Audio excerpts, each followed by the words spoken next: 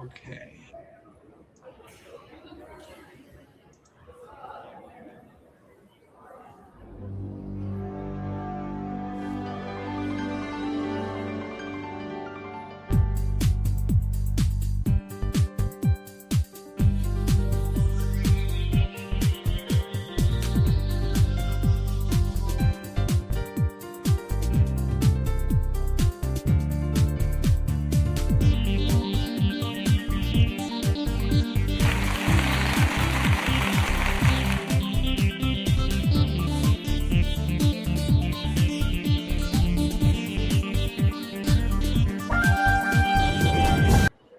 Good evening and welcome to the 643rd episode of Travel Itch.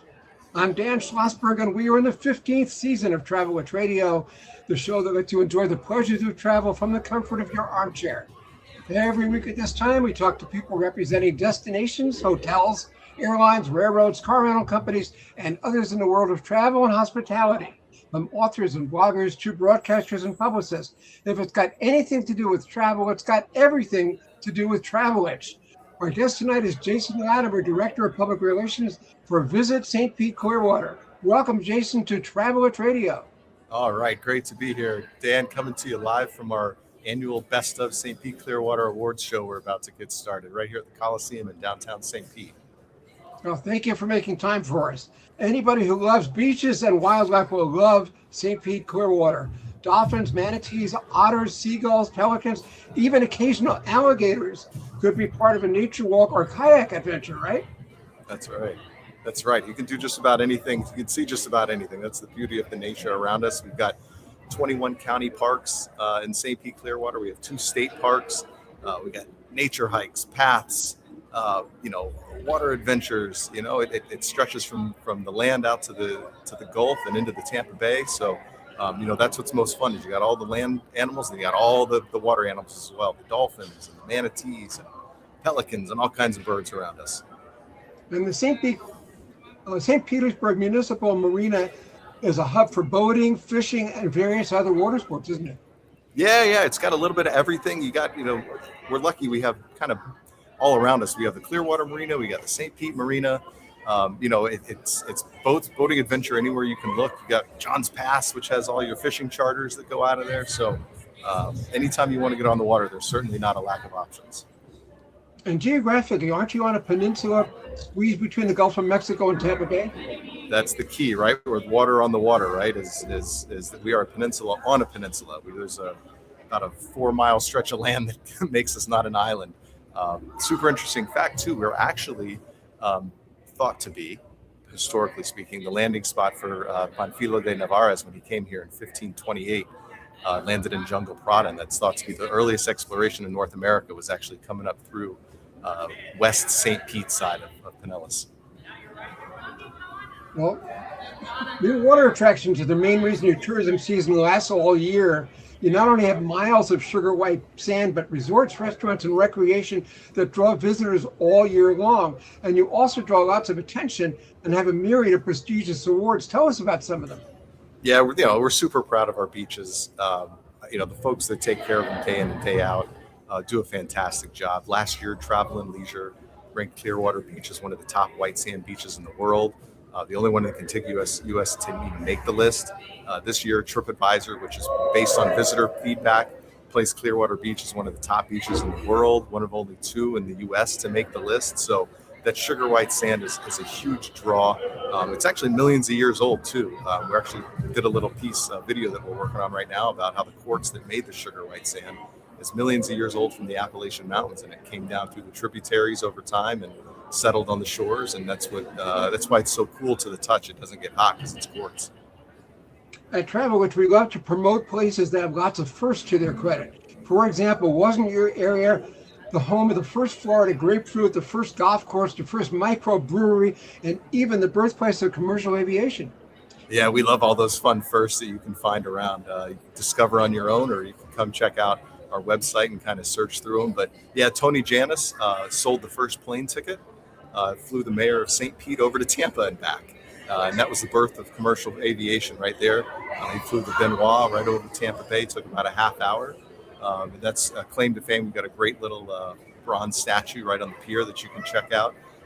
And the Dunedin Brewery, you mentioned too, the first microbrewery. It's the Bryant family that's started in a garage.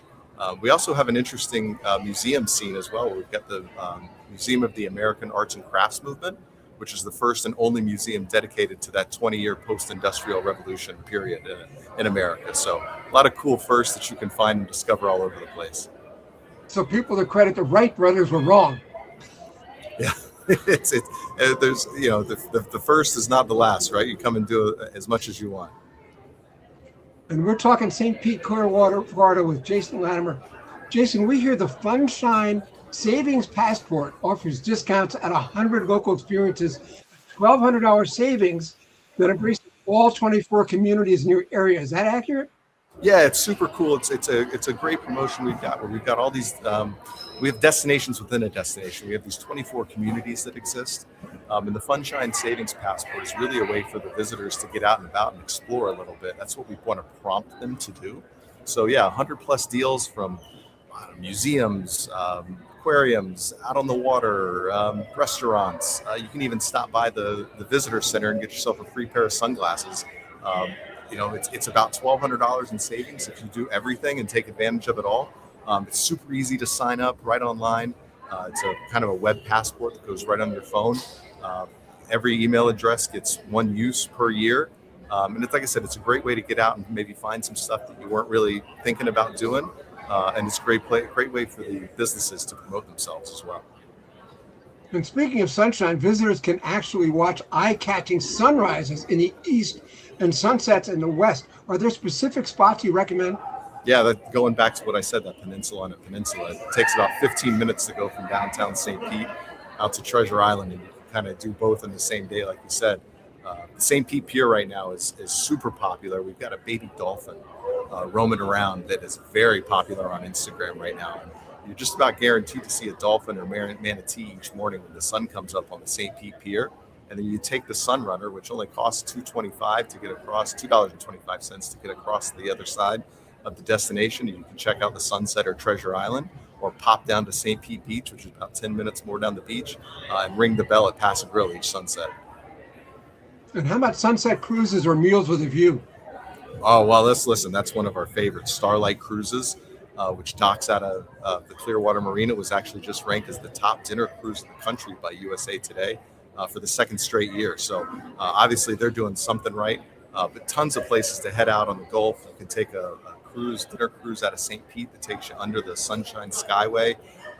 Great, fantastic old sailboats like the Schooner in Clearwater or the Suncoast Sailing in Treasure Island.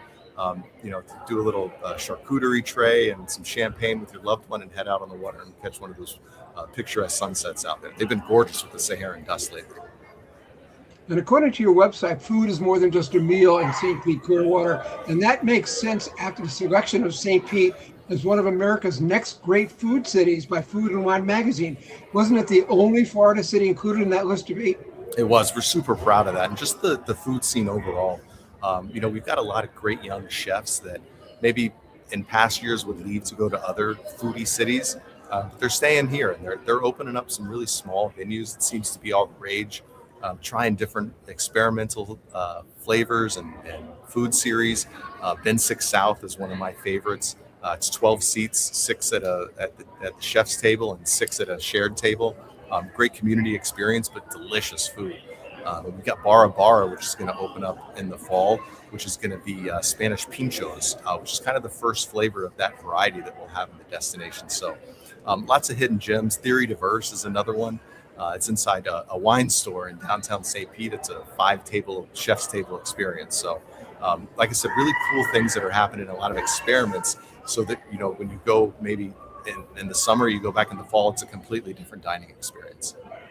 And the Michelin Guide has handed out honors to a half dozen specific restaurants too. And I love the name of one of them, In Between Days. Choices abound with cuisine from Cuba, Mexico, Italy, and even Vietnam available. What did I miss? Yeah, no, it's like I said, those flavors are everywhere. We're super pumped to be in the Michelin Guide. It was such an honor that they approached us in 2025 and asked us to be a part of it. Again, we expanded this year, and yeah, we're up to 6 restaurants now that have gotten that recognition. You mentioned In Between Days, also one of my favorite spots, named after a Cure song, by the way. That's where the name comes from. They have the only sake sommelier in Florida. He teaches all of the other sake sommeliers around the state to get their certification. So we got new restaurants like that. We have Il Ritorno, which Chef David is from the St. Pete area. He left, came back, named his restaurant The Return. It's one of the OG fine dining establishments, but also it has that neighborhood feel to it, which is super special. And of course, I love the vegan hot dogs at Na Dog, which tastes like the real thing. Yeah, I'll tell you what, we've had a few street vendors. Na Dog was a street vendor. Now they've opened up a brick and mortar. So we've seen a few of those vendors now, like I said, experimenting with opening their own space and small spaces. So it's that community feel. But you go up and down Central Avenue now in downtown St. Pete. It's all local shops. There's no chains, restaurants, shops, little community gardens, galleries. It's all locals, just making really cool art on the plate or with art themselves. So it's a great experience for everybody to check out. And speaking of dogs, your whole area is dog friendly with well-behaved canines welcome almost everywhere, even on the beaches and some of the restaurants. I know they're welcome at a place called the Dog Bar on Central Ave in St. Pete. Yeah, that's one of the fun spots. I'll tell you what, right? It's like 2 blocks away. It's actually Mutts and Martinis, which is also a fun spot for grown-ups and their pets. Yeah, we love dogs. It's great. We actually we have an award for best dog-centric activity here tonight. We actually have a dog presenting the award. So we got a lot of hotels that welcome pets. We even have the Paw Brewery, the Pinellas Ale Works. Dogs are a part of the community, and really a lot of pets, to be honest with you. A lot of the hotels are very open to having your pet as a travel companion with you. And speaking of Central Ave, we hear it's as much fun for shoppers, diners, and culture lovers as the St. Pete Pier, True False, and the Grand Central District too. Yeah, I would say it's a walkable district, right? I mean, it's 30 blocks. I think in Florida, particularly, having grown up here, I would never describe many areas of Florida as walkable. I think that's one of our attributes that's truly special down in St. Pete, is you have these various districts from the waterfront district into the Edge district and then into the Grand Central district that takes up about that 30-block stretch. And it's a great way to amble and just kind of stop in. You want a cup of coffee, there's plenty of choices. You want a snack, plenty of choices. Ice cream, you want to shop, you want to get books. It's everything that you can possibly imagine crammed into one little stretch. And it's really just a cool experience for those urban explorers that want to get out and about. And of course, our viewers can see right on the screen, right under your name, it says Beach Culture. Isn't that your new motto? That's it, beach culture. That's what we want to live, man. We have America's favorite beaches. We know we have beautiful beaches. The sand is amazing, but what really makes our beaches the best is the culture that embodies the destination. So it's something we're really going to continue to lean into, is that, yeah, you can come and you can fly and flop and hang on the beach for a week if you want. But travelers today really want some more experiences, and we feel like we've got a lot of those experiences around between the art and the food and our outdoors activities and year-round events. It really makes our beaches the best. You're listening to Travelwitch Radio with Dan Schlossberg. Find the archive show on YouTube, LinkedIn, WhatsApp, X, and Facebook. And we're talking St. Pete Clearwater, Florida with Jason Latimer. Jason, let's talk about some of those beaches.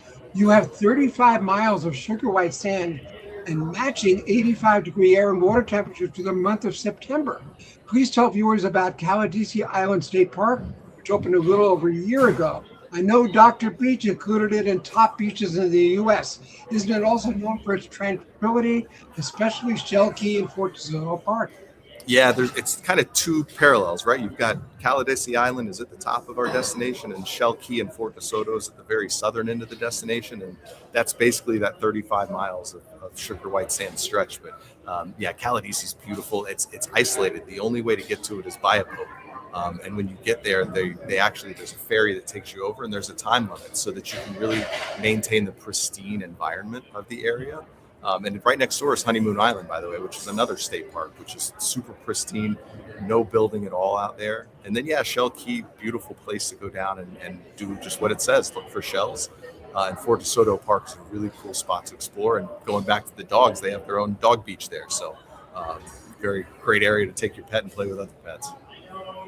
TripAdvisor heaped lavish praise on Clearwater Beach, listing it as #1 in Florida and #2 in the country and among the top 20 in the world. Doesn't it have the usual assortment of water sports, including boat tours, boat rentals, beach volleyball, plus shops, restaurants, and nightlife? Yeah, I mean, listen, you're looking for the typical Florida beach experience. Clearwater Beach is going to be where you're going to go. You don't really need a car. There's plenty of stuff to walk around to within the marina area and out on the beach. But yeah, super lively area, definitely where the action's at. A couple new hotels. The JW Marriott opened a couple of years ago, and then the Opal Soul just opened this past year. Beautiful property. It's 250 Gulf View suites, all facing the water, all suites. Some of them have hot tubs on the balcony, so you can watch one of those picturesque sunsets right from your balcony hot tub. And how about Madeira Beach, known as the launching place for fishing charters and boat tours? Tell us about Johns Pass Village and Boardwalk. Yeah, that's one of my favorite spots too. That's old school Florida, Johns Pass, man. That's the boardwalk. It's got a lot of history, a lot of spooky history, pirates, debauchery that's fun to lean into. Hubbard's Marina is there. They've been in business for nearly 100 years, running fishing charters out of there. Now they're running a pirate ship out of there for the little kids. So super family friendly atmosphere. And like I said, just about anything you want to find, you're going to find it right there. Do you recommend Pier 60 at Clearwater Beach for sunset viewing and Spa Beach on the St. Pete Pier for sunrise photography or even a morning swim? Yeah, well, again, it depends on what your flavor is, right? If you want to get out and about, the water's warm just about the entire year. I tell you though, I avoid the water in February. It is a little chilly for us native Floridians, but our international visitors love it. Yeah, Pier 60 is lively. They got the buskers out there at night for the sunset viewing, and then down in St. Pete Beach, they have a place called the Secret Garden, which you can only get to from the beach. But it's actually it's exactly what it is. It's a little garden out right on the beach. Great place to go and find and kind of slip into serenity, if you will. And if you want a low-key beach day, how about Sand Key Park with beaches and parkland that embrace nearly 100 acres near Clearwater Pass? Yeah, that's what we call a 2-beverage beach, Dan. It takes you 1 beverage to get to the water and 1 beverage to get back. It's probably our widest stretch of beach that we have. And yeah, again, it's that sugar white sand. You can't go wrong. And if you want old Florida, I love this picture. Yeah. Not bad. It's what we have. We have the mix of that old school and then those newer facilities. Like if you want to, like I said, the Opal Soul, or you can go sink into old school Florida. We're talking St. Pete, Clearwater, Florida with Jason Latimer. A great place to go exploring is Fort DeSoto Park, which has nature trails, a historic fort, and miles of gentle waves, plus a huge tidal pool at North Beach and a great seashell collecting spot near Tierra Verde. Yeah, Fort DeSoto, I don't know my history well enough, but the Spanish-American War, they actually built a fort there, and the remains are still there that you can explore. And you can actually take a boat out from there to Egmont Key. You can take a ferry out. And Egmont Key has more remains and also a cool lighthouse you can check out as well. Sounds great. Generally speaking, are alcohol or smoking allowed on the beaches of St. Pete, Clearwater? We have 24 municipalities, and there's 9 along the beaches, and they all have different rules. So, yeah, before you travel, you certainly should ask your accommodations what the rules are for each of those different municipalities, because it changes from span to span on the beach. No weddings drove out, and they probably happen all year long, right? Oh, yeah. The Don Cesar is probably the wedding king, if you will, down there, or queen, depending on which side of the aisle you want to be on. But it's a gorgeous spot. You can get married on the beach. That year-round sunshine really helps to find out, allow a place where you can get married any time of year. And speaking of special events, many are planned for the fall months, including the Clearwater Offshore Nationals in September, Clearwater Jazz Holiday in October, Savor St. Pete in November, and something called Sanding Ovations, slated for Treasure Island Beach during Thanksgiving week. Have you ever seen sand sculpting? Because that's what it is. Sanding Ovations is super cool. Sand sculptors from around the world come and compete on Treasure Island Beach. It's a weekend-long festival, November 19th and 22nd. This year, they're going to do a reprise on the weekend after Thanksgiving. But Treasure Island was actually named the sand sculpting capital of Florida back in 2001 by then Governor Jeb Bush. So yeah, we had a lot of fun events. Again, that year-round sunshine really helps us tap into those events. And when it starts to get cool up north, people are longing for a little more summer. That October, November, December, we have the events lined up ready to go, so people can come down and hang out with us. And Jason, your weather is usually benign, but aren't there museums and aquariums to see if it rains? The Salvatore Dali Museum, for example? Yeah, just in case, we have all these areas. There's 13 museums actually in downtown St. Pete. The Dali Museum in particular, the picture there, it's a cool collection. It's the largest collection of the artist's work that you're going to find outside of Europe. So it's a super unique experience, especially because they lean into technology, because they feel like if Dali were alive today, he really would have experimented with AI and with some of the VR stuff. So it's not just stuffy looking at paintings, but if you're into that, they do have a bunch of his early working classics like Gala contemplates the Mediterranean Sea, which turns into Abraham Lincoln when you step way back. And isn't there a huge cache of Elie Wiesel artifacts coming to the Florida Holocaust Museum over the next 2 years? Yeah, that's another museum. It's the Florida Holocaust Museum, one of those 13 walkable museums in downtown St. Pete. It's gorgeous. They just did a full renovation. And yeah, they're going to be the home of Elie Wiesel's private collection. Probably the end of 2027 is when they're going to be targeting to get that out. It's a lot of stuff to catalog, but it'll include his Nobel Prize and letters from and to heads of state around the world. They've got a cool Dutch rescue boat in the lobby too that served a pivotal moment in the Holocaust and helped the Jews escape out of France and Germany. And now something near and dear to my heart. Since Tropicana Field had its dome rebuilt, visitors can take in a Tampa Bay Rays playoff or World Series game at St. Petersburg. They've never won a World Series, one of 5 teams never to win one. Couldn't this be the year? But they've been to the World Series, which a lot of teams can't say they have. But yeah, they're putting the American League on notice. They're playing really well. They got that new roof. I think they have the best home record in baseball, maybe, or in the AL. It is. You talk about, if the weather's bad, it's a great place to catch some entertainment because, hey, it's air conditioned year round. And St. Pete Clearwater is also a hub of baseball spring training for 6 weeks, with lots of teams playing exhibition games there. And how about other pro sports venues, including the aptly named Tampa Bay Lightning? Yeah, right across the bay in Tampa, the Bucks and the Lightning are there, but we're the official beaches of both the Lightning and the Bucks. But spring training is really, we love spring training. It's a beautiful time of year. The weather is dang near perfect for the entire 6 weeks that the teams are down here. Dunedin was hosting the Blue Jays for 50 years now, which is amazing. They're the only team that's only done spring training in one location. And then you got the Phillies in Clearwater, who are going to actually be renovating their stadium over the next couple of years. So a lot of great reasons to come down because you got those 2 teams in the destination.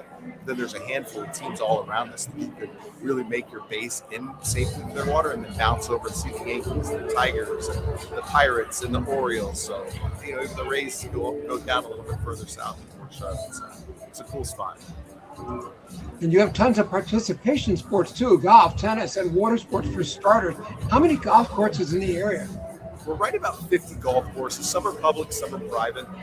We're the home of 3 tournaments though now. We've got the PGA Valspar Championship in Innisbrook. LPGA has the Annika tournament in Pelican, and the Skechers World Champions comes in Feather Sound Country. Hope it's not too loud. Sorry. There's a lot to look forward to down there. Concerts at the Waterside Live in downtown Clearwater, something called Enchant Christmas or Enchant Christmas at Tropicana Field. And since the ballpark is domed, there's even going to be ice skating along with the local artisan holiday marketplace at the venue. They're back. Yeah, Enchant's great. It's a couple years off, but now they're back. It's about 100,000 Christmas lights strung all around Tropicana Field, and they have the ice skating rink in there. It's a very much a winter wonderland that you don't typically find amongst our candy cane palm trees. After dark, there are numerous rooftop night spots, ranging from the Hi-Fi Rooftop Bar to something called the Fenway Hotel, perhaps named for the Boston ballpark. Don't most of them have live music too? And I love the name Ruby's Elixir. Yeah, no, let's dispel the rumor that the Fenway has no connection to the Boston ballpark. But it's actually another first. It was the first radio station in Central Florida was in the Fenway Hotel. They actually still have the basement speakeasy that was there marked off so you could kind of look inside. Super cool spot. But yeah, tons of live music all around. Movies Elixir is right on Central Avenue. There's a few bars with live jam bands outside. Janice Live is in downtown St. Pete, great concert venue. The Baycare Sound is in the amphitheater up in Clearwater. It's right on the water. Beautiful outdoor venue. They got covered seats and uncovered seats. You can watch the sun melt into the water as you're watching your favorite band play. And speaking of drinking spots, we're fond of some of their names. Gators Cafe and Saloon in Treasure Island, the Brown Boxer Pub and Grill in Clearwater Beach, and the Replay Museum in Tarpon Springs, home of vintage pinball machines. And isn't the Shipwreck the oldest bar in Clearwater Beach?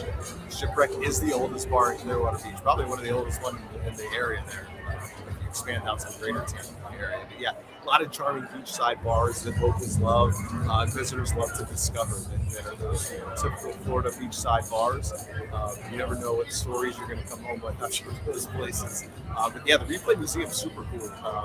For us 80s kids that want to kind of go back in time and relive their childhood.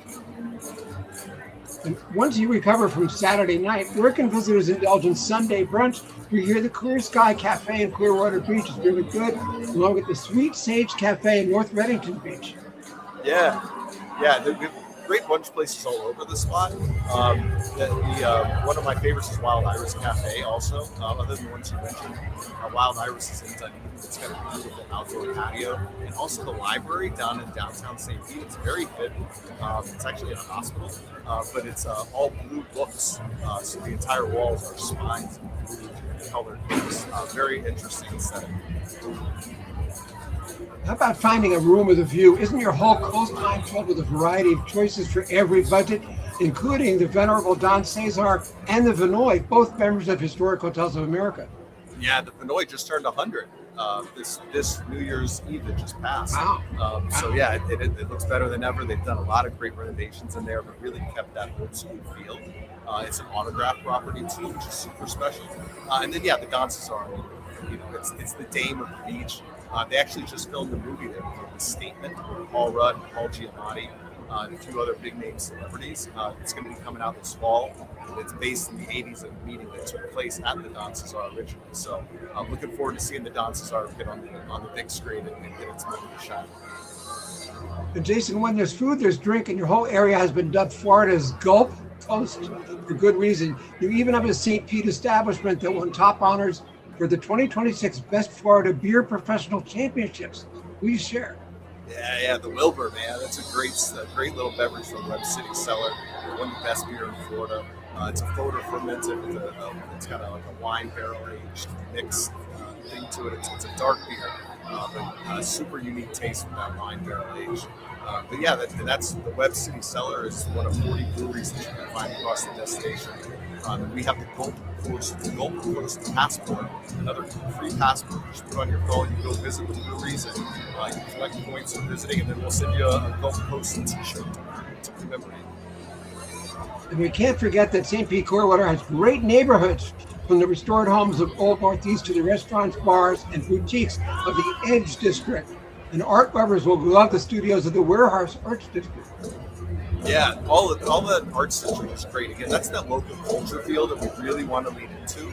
But if you're in town, the second Saturday of every month, we have an art walk where a lot of the galleries will stay open late. Some have some snacks, some beverages on hand as well.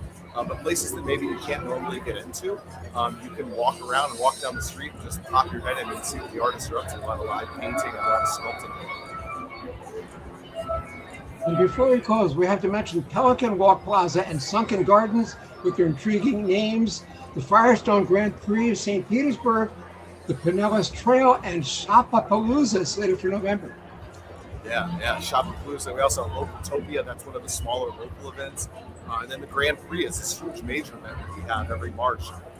These are the events that we really want to lean into, and people are really showing that they want to come. We've seen the reason that people have come for events to our destination has grown from about 10% in 2021 to about 35% now. So we want to continue to reinvest our tourist development tax dollars into supporting these larger events, and that we can get that really result in room nights and visitation. And coming next year is the Ocean Race, the water alternative to the FIFA World Cup held a few months ago. It's making its only North American stop in St. Pete Clearwater from May 4th to 16th, 2027, a global festival of culture and entertainment that will really highlight your area. Yeah, no, that's one of those big events we talked about. So the Ocean Race came to us. They said, "Hey, you guys have this great sailing culture down there. We want to bring the race to you. It's a race around the world. It's 32,000 miles. These guys and women go all the way around the world in these high-tech boats. So they're going to come dock right into the downtown St. Pete Harbor, and they're going to throw a party out in the harbor. It's going to be awesome. It's really going to be a festival that you don't want to miss. If you're looking for some unique activities, just the sustainability factor and just the getting on the boats and seeing the technology and how it works, and just having a good old-fashioned waterfront party. It's going to be fantastic. And finally, Jason, we need to know if crowds and prices are lower after Labor Day. Wow, listen, that's our lowest period usually. I tell people to come in November, actually. A little bit later, kids are back to school. The prices usually to fly are a little bit less as well, and the hotels are looking for capacity. So it's a really good deal. So you get like after Halloween and before Thanksgiving, it's a perfect time to come. The water's still warm and awesome to come in. So. And is there anything I haven't asked you that you would like to add? No, I think we got it all, Dan. I can't believe we crammed that into a half hour. There's so much to talk about. Okay, you did a great job competing with the background. I appreciate it, Jason. Thank you so much. All right, I appreciate it, Dan. Thanks for having me. Okay, our guest this evening at Travelodge has been Jason Latimer, Director of PR for Visit St. Pete Clearwater. Thank you, Jason, for joining us on Travelodge Radio. All right, love it. Thanks, Dan. See ya. Okay, and that's it for this edition of Travel Edge. We're back next Thursday live at 5 to talk Las Vegas with Heidi Hayes. Same time, same stations. Now, this is Dan Schlossberg saying thank you for your time this time. Next time, good night. I can get this music going. And there she goes. Come on.